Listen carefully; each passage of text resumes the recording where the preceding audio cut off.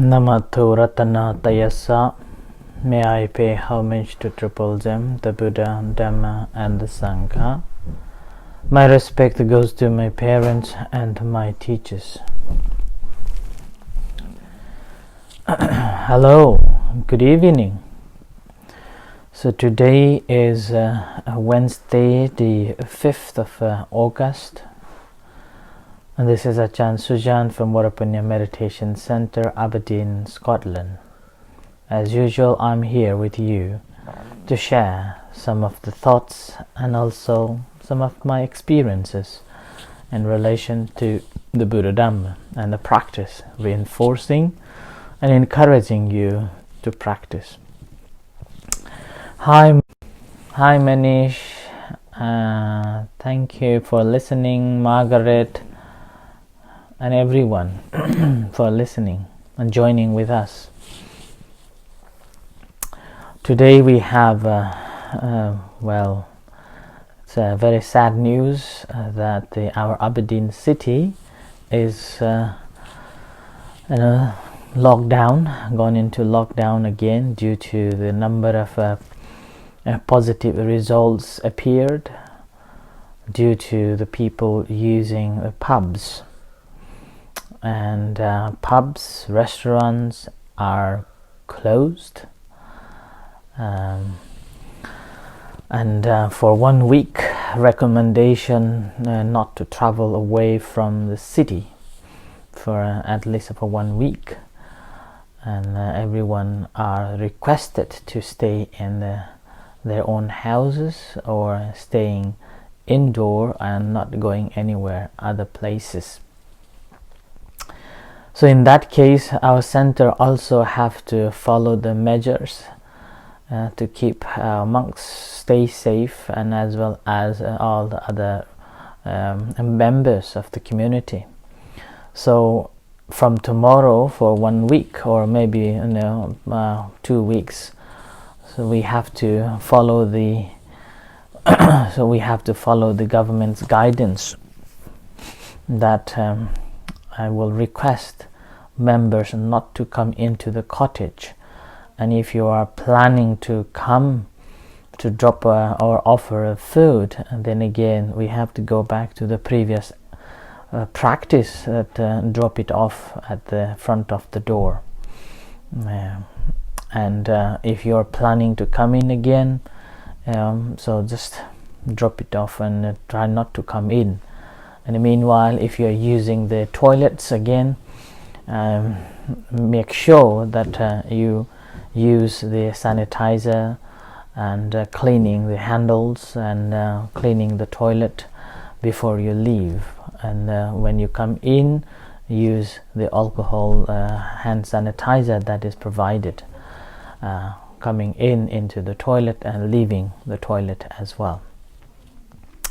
This is just a sad news that we have to go back into all those measures again, and that's simply because of this going into the pub and engaging with the drinking. I believe that the owner or the business owners may have good measures before they open up. And to support our business and economy, and also support the family members, those who are working.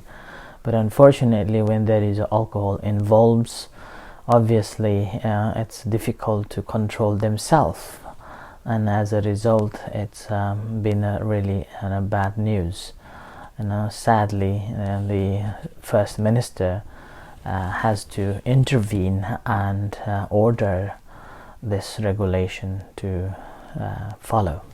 So I urge everyone not to come into the building, and if you're planning to drop off food, then just drop off at the front of the cottage. But however, you can use the toilet at the back, and which again make sure that you clean and use the hand sanitizers. So this is the second wave that we are having in Aberdeen, and which is again similar in Melbourne. It's fully locked down, 300 to 400 people every day tested for the positive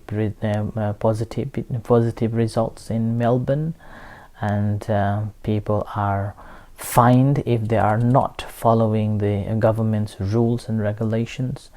And let's say just like if you are not wearing a mask, you are charged over $500, or if you are traveling without having any documentations, you're charged over a couple of $1,000 in Melbourne.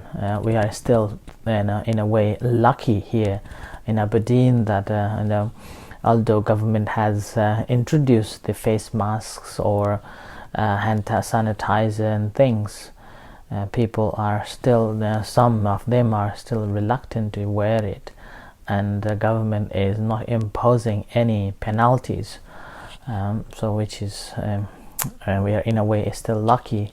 Now we need to be very conscious of it to prevent ourselves. And obviously I do understand that the reason why the pubs needed to reopen, in order to survive the pubs and businesses, and also support the economy, and meanwhile it is also to support the family members. Some of the staffs probably has got a mortgage to pay, rents to pay, a family to feed, and it's a really difficult time. Although government is giving or furloughed, some of them are insufficient for them to carry on their debts or the financial difficulties.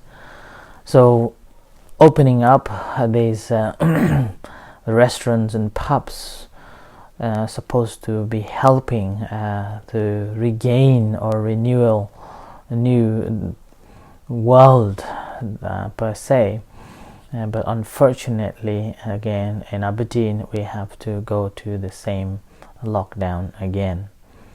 My thoughts and supports with you all, those who are suffering, particularly those who are tested positive, and I believe that you all will be quarantining yourself, not just protecting yourself but also the community. So this is just the information that I wanted to give you, and just the sad news, but again, this is now the time that we have to be ready. Mentally we need to be prepared, not like in the past when it was introduced, or when the rules and regulations were implemented due to the coronavirus. We all simply needed, or just a shock. We were just we were just confused, uncertain, don't know what to do, and so many confusion, and then it was like a real shock. Whereas now it's been over 3 months, almost 4 months now. So this time, since we have known that over 500,000 people are died due to the corona, and over 1 million people are tested positive around the world. So this is the time that we have to mentally prepare any possibilities that we may get it, or once we got it, how to prevent and how to keep ourselves safe, something like that. So we need to be mentally prepared for any possibilities that may come to us. Okay? The beauty that the preparation for it, or mentally preparing for any unwillingly or sadly may got this positive result of this coronavirus, is simply you're prepared for it. And when you are prepared, if you got it again, you will have a prepared mind to go into the quarantine, or possibly going into the hospitals for the treatments. But your mind is fit at that time, rather than going into the negative, and the thoughts become so stronger that it will help you to energize energize, and the so-called the hormones will just change, and it will keep you safe. There is research said that when when your mind is prepared, the dopamines will produce, and with that you will have much preventive hormones will produces by the body in our brains. And these dopamines, again, we can train to develop, and that's one of the beauty of our human mechanism, that if we train in that particular function or particular way, it will change into that particular part. Like our brains will change based on how we treat it, or based on how we act on it. And regular acting in the same pace or same ways, then our brain simply changes into that way. So in this way, what is happening here is, when you are preparing for it, or mentally prepared, there will not be any confusion, or there won't be any sadness in case you got it. And more than that, if you have been practicing meditation, then that would be point that you can use the practice of a meditation more deeply, because you do not know whether once you got the positive virus, then you will be able to survive or not. But there is a chance of a survival. And again, if you have a mentally prepared, what happens is that if there is no chance that you're going to make it, then again you can live your life happily before you leave the world. With a calm and collected mind always help you to so-called die happily. Okay, I'm not saying that you will be, but in case you have faced such difficulties or such crisis in this pandemic, then just need to be prepared, and that preparation will help you to be happy dying. Right, so I suppose to continue from the previous talks, and just somehow because of this sudden changes in the city, and I thought that this information is more important than continuing the talk. So that's why I wanted to spend much time on this today. That's why I have been just following the news like that. Okay, so whoever you're in a city or planning to go to the city in Aberdeen, just make sure that if that's really essential, and making sure the social distance, and having a masks, and having the gel with you if possible, and if possible try not to travel at all, at least for 1 week. Okay? But again, there are people who think that this is just a fake news, and as I said, it is a fake news until you get it. And once you got it, it's too late. It's too late, because you got it. That means there are already few who are having that in your around. So we need to be careful. And now let's go to the topic of the day that we are following. Okay, so we have been following this ongoing talk in relation to the first discourse of the Buddha, the Dhammacakkappavattana Sutta, and we've been discussing on that, and I have covered so far all the Four Noble Truths, and we are working on the last fourth Noble Truth, which has got the Eightfold Noble Path, which is the fundamental teachings of the Buddha in a way the whole Buddha's teachings are based on this Four Noble Truths, and as well as the path, or this Eightfold Noble Path. And I have spent quite a number of days on first factors of the Eightfold Noble Path, which is the right view. And all these talks you can follow on a Facebook on previous talks, or you can go on our the YouTube channel, where I try to upload almost all those talks, and as well as guided meditations. So if you would like to listen the previous talks in relation to this continuing talk on the basis of the Dhammacakkappavattana Sutta, the first discourse of the Buddha, simply go to the Varapunya Buddhist Meditation Center YouTube channel, or you can go to the varapunyabuddhistsociety.org. There is a link at the home page, and listen the previous talks.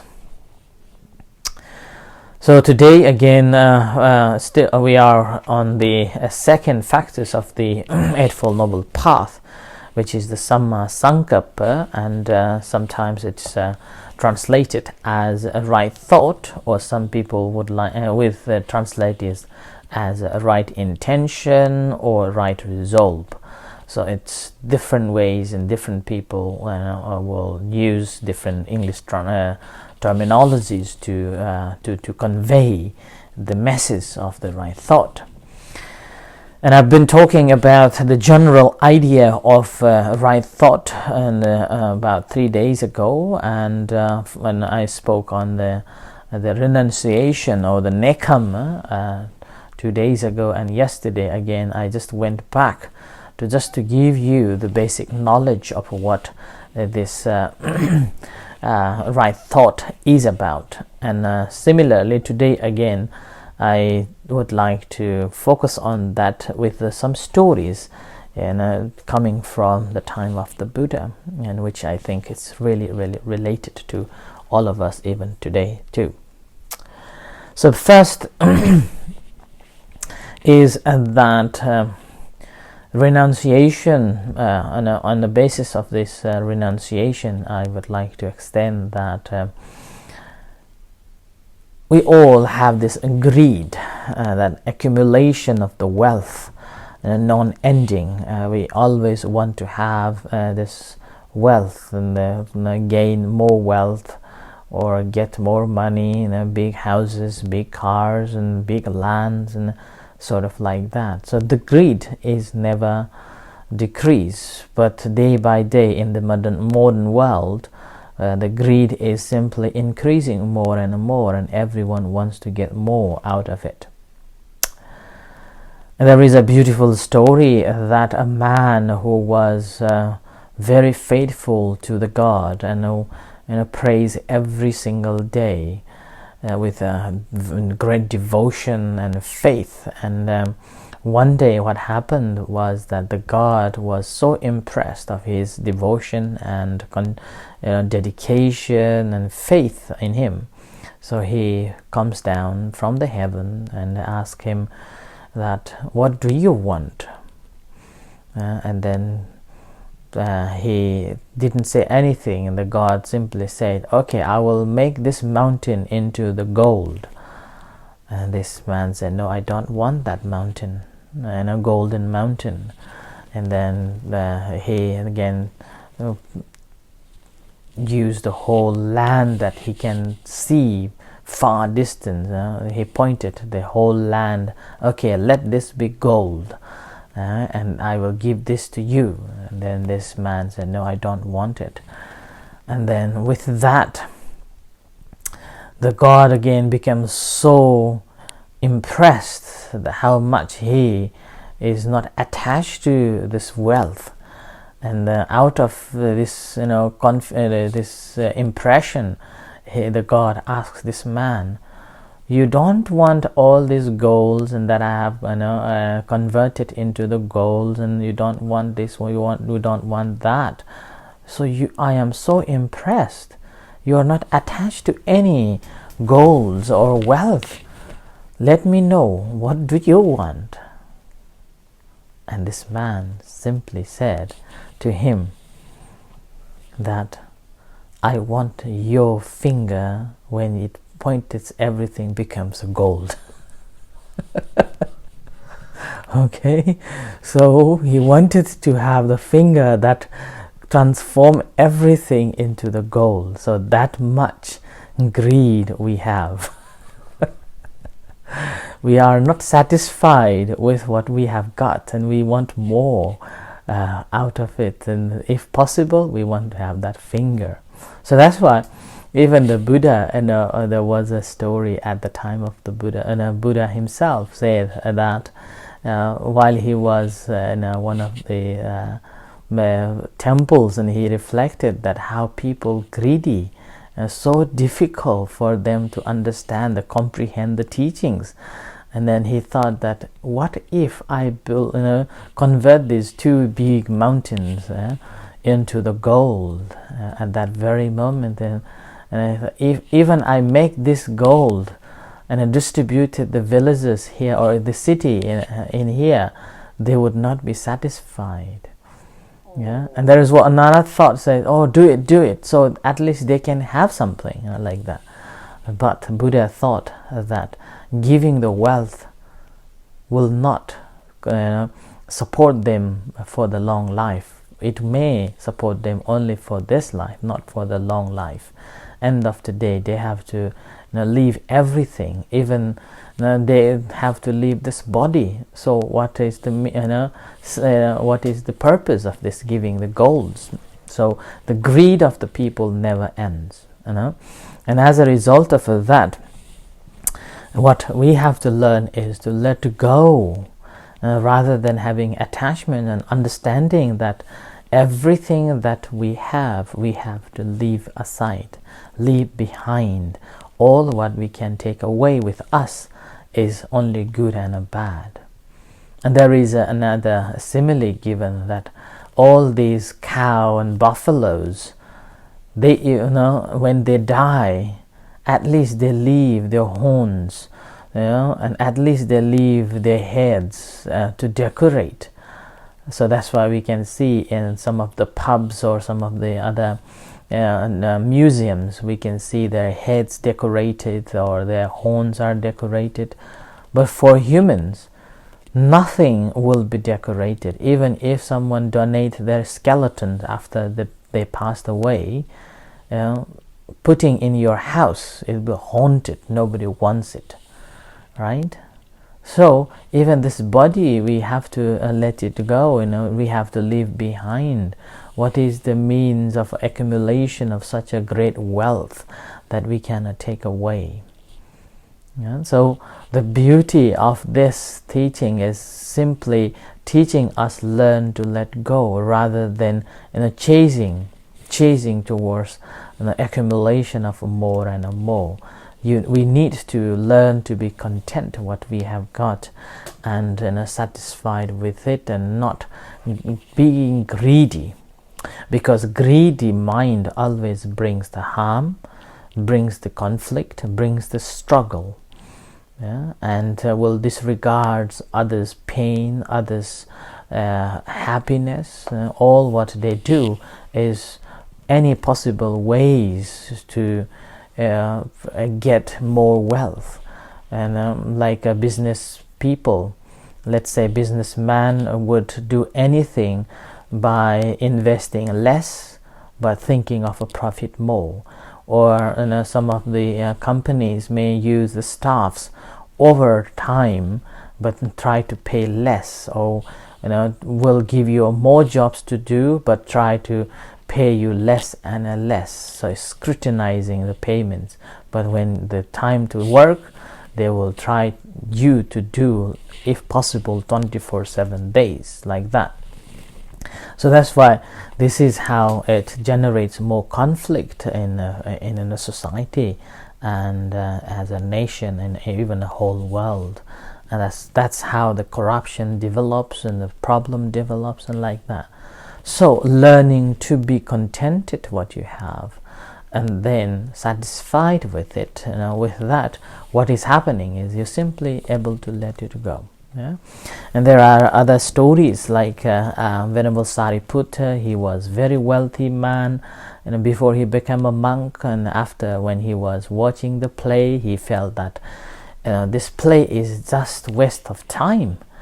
I'm having nothing, and once it's done, and simply there is no pleasure, and again go back to the same normality of this working life.